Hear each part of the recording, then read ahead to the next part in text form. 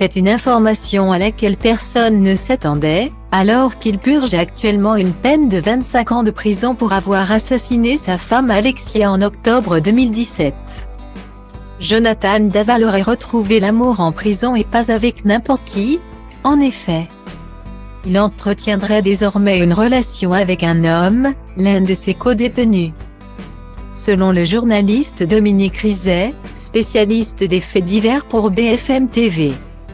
Un choc, lorsque l'on sait que la vie de cet homme, si trouble, avait été fouillée au crible pendant l'enquête et que rien n'avait orienté les enquêteurs sur cette piste.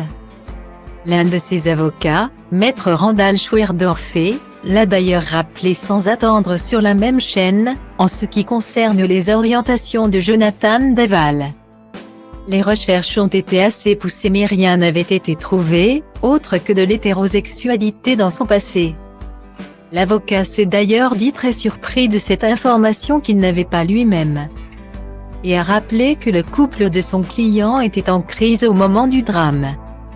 Décortiquée par les experts, la relation entre Jonathan et Alexia Daval était en effet très difficile.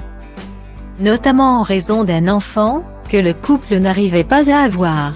L'homme avait même consulté des médecins qui n'avaient pas trouvé de cause d'infertilité précise mais ces tensions s'étaient accumulées au fil des mois. Peu de temps après, visiblement au cours d'une dispute, Jonathan Daval était passé à l'acte en étranglant sa femme Alexia. Puis en tentant de brûler son corps. L'homme avait ensuite fait une déclaration de disparition à la gendarmerie et avait participé, avec les parents de la jeune femme, à tous les événements d'hommage. Lors de l'enterrement, il avait notamment été vu en larmes entre ses beaux-parents avant d'être confondu et d'avouer devant eux ses nombreux mensonges.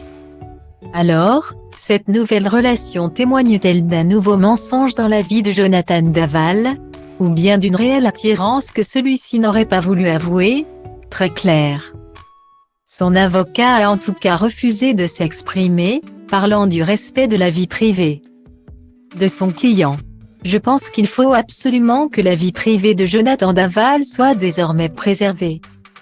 C'est le souhait des familles, et c'est le souhait de Jonathan Daval, il souhaite avoir un droit à l'oubli.